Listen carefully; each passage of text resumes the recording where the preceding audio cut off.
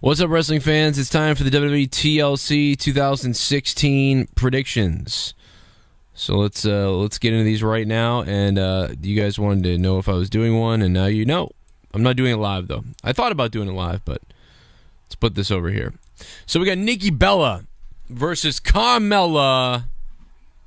I actually forget what happened the last time these two met, and that's really messing me up, because if I knew what happened the last time they met, I would know what to say about this match. I think Nikki Bella won. So I would think that this would be the time that maybe Carmella would end up winning. But at the same time, I feel like they want to maybe build Nikki Bella up so that she gets a shot at either Alexa Bliss or Becky Lynch. I think, believe it or not, as much as we've been down on Nikki Bella before, now that all the women are up here, I do think Nikki Bella could use a shot back at the top. I think it would be kind of interesting in a way, as long as it goes the right way. So, but I still feel like Carmella needs a win in this situation, because I think Nikki Bella beat her the last time, if I'm not correct. I might be wrong. I really wish I knew, because that would help this whole thing. So I'm just going to take a shot in the dark and say that Nikki Bella, again, needs to win this match based on what I think their plans could be for her going forward. So that's the case. I'm going with Nikki Bella. I know that's weird, and I like Carmella. I'd actually like to see Carmella get a win, and I think she needs one. Then we have the tag team titles on the line. This is bizarre. Heath Slater and Rhino versus Bray Wyatt and Randy Orton. This is a tough one, because they finally started to put over or build up the Wyatts the way they're supposed to. And what do you do here? If the Wyatts lose, they don't win the belts, and they don't really look that good then. But if Rhino and Heath Slater lose the belts, that's a really weird direction to go. So I'm going to say that unfortunately, this is booking yourself into a corner as far as I'm concerned, because then you take the titles away. I mean, unless you're going to have American Alpha jump in there. But I really think this is weird booking. If Bray Wyatt and Randy Orton lose, they just look pathetic, and they're supposed to be these top guys. And Bray Wyatt, again, needs to have some sort of more of a meaning than he's had in the past.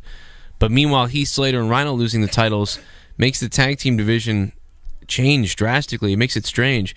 So, unfortunately, the fact that Bray Wyatt and Orton are in this, you have to put over Bray Wyatt and Randy Orton. So I'm going with Randy Orton and Bray Wyatt, although I don't believe that they should have ever been in this match. I think they should have had some other kind of match, but it shouldn't have been this one. And I think this was a booking mistake to put these people up against each other in the first place.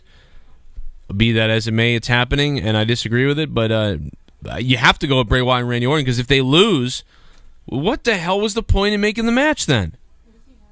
It's stupid.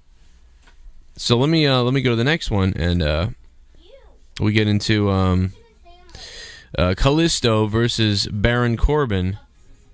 And Kalisto versus Baron Corbin, I mean, this should be a no-brainer that Baron Corbin should beat the crap out of Kalisto. Now, you could go with the whole heel face, and Kalisto's the good guy and gets over. And Kalisto may beat Baron Corbin. It may be that kind of feel-good for the kids type of face over heel. But I really believe that Kalisto can only go so far. And you need to start making Baron Corbin a serious MFer. All right, so Baron Corbin needs to win this match. I'm going Baron Corbin there. Then we have the Dolph Ziggler versus The Miz. Interesting that, The Miz won back the IC title, and because he's won the IC title back, I wouldn't think that Dolph Ziggler would then win it back. Then we have like the exact same situation of Sasha and Charlotte on Raw with the title, and because I don't think SmackDown is booked that poorly, I believe that The Miz will continue to hold on to the IC Championship in this case, and this match does have the potential to steal the show. This does have that potential. I mean, it's going to be real tough when you got a guy like AJ Styles going later on, but this match has the potential to be one of the best of the night. And if it's a ladder match or something, I don't know yet exactly what it is. Oh, it is a ladder match. So these guys, they have set this up because I believe they want to put this IC title back on the map. and they want to do so like Razor Ramon, Shawn Michaels, like any of those classic ladder matches. They want to have it. They want to showcase this IC title, and I am very much looking forward to these two guys and seeing what they can do in this.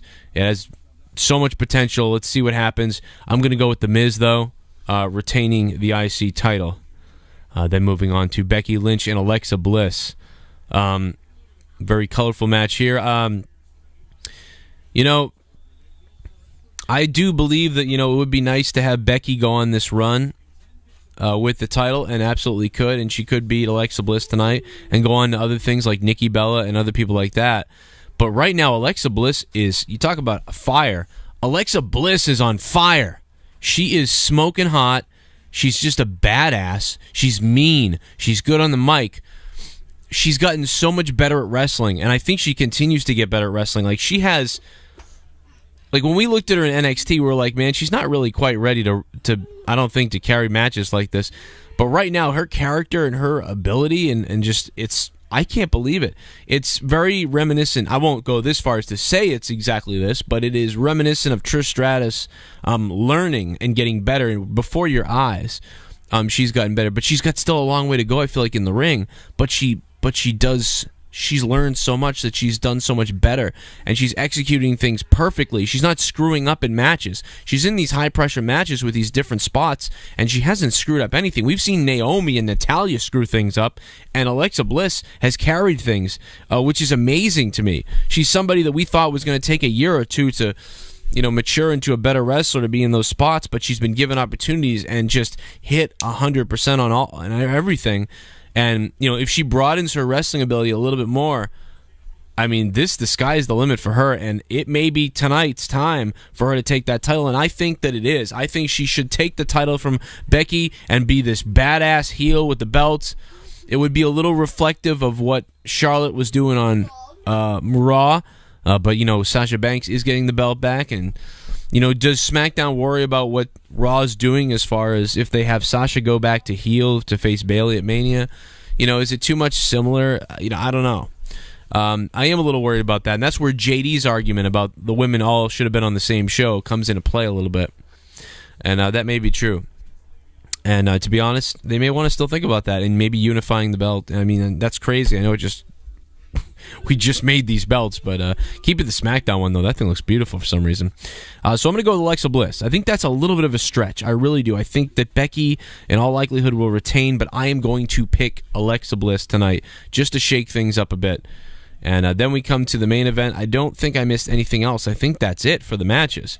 But if this is the main event and that's it, there is two possibilities. Well, there's more than that, but I'm going to give my two possibilities. First of all, the first possibility is that AJ Styles retains the title clean in an epic match with Dean Ambrose, or possibly an epic match with Dean Ambrose. We know that Dean has said before that he wants to do all these things. He wants to go. We know that AJ Styles is game for that. So this is not Brock Lesnar tonight. This is AJ Styles, Dean Ambrose, TLC. If this match doesn't deliver, I'm going to blame it on the WWE themselves or Dean Ambrose, because it's hard to believe anything else could be the issue for it. But I am concerned for anybody listening right now. I am a little bit worried, perhaps, and I'm not saying this will be bad or good. I'm just saying there is a strong possibility in this match that James Ellsworth shows up to interfere in the match to help AJ Styles win, because he will feel in a rematch that he has a better shot against AJ Styles than Dean Ambrose. I honestly believe this is a slight possibility of happening. Ellsworth would screw Dean Ambrose over. Dean Ambrose would lose. Ellsworth would just say, hey, I got a better shot at him, type of thing, and blah, blah, blah.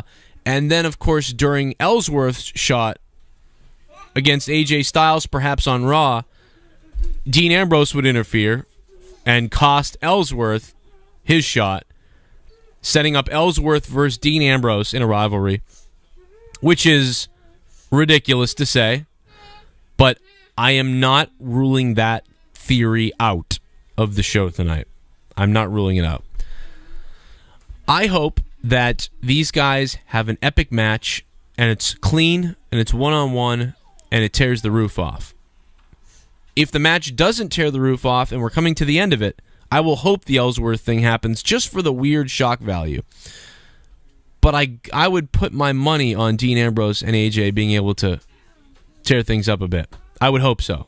If they don't, there's something wrong. And I'm gonna be very critical of Ambrose, because if they allow him to do what he wanted to do, you know, he's mentioned on the Stone Cold podcast, playing in somebody else's sandbox and all that other stuff. But tonight is the night, and you must deliver.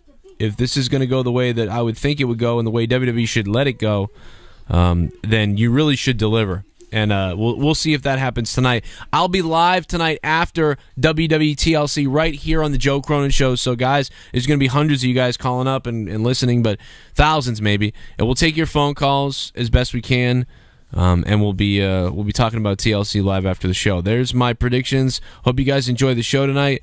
I may be releasing a few more videos here or there, but make sure you share this video all around. Let everybody know about it. And also, there's a new feature on YouTube now so that I can go down and heart your comments, so I can love your comments. And the top comment gets posted and pinned to the top of the page, and I have control of doing that. So that's a pretty cool feature by YouTube. With everything else that YouTube is completely screwing up lately, and I mean YouTube is falling on its face with stuff. I also remind people that if you're subbed to me, make sure you check that you're always subbed to me.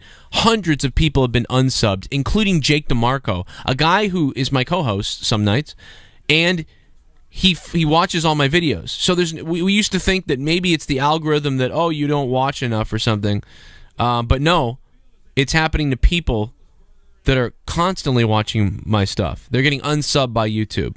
So please watch that.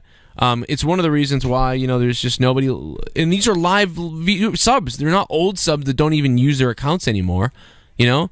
So make sure you're subscribed to me all the time and you're checking, because it's not alerting people sometimes, and it's unsubbing you sometimes from YouTube. And that's happening like wildfire throughout the YouTube community right now. So make sure you do that. WWE TLC, guys, let me know on Twitter what you think as well, at Joe Cronin Show, or leave a comment down below. And use the hashtag TLC, hashtag JCS everywhere, and we'll see what happens. I'll see you in a few after TLC.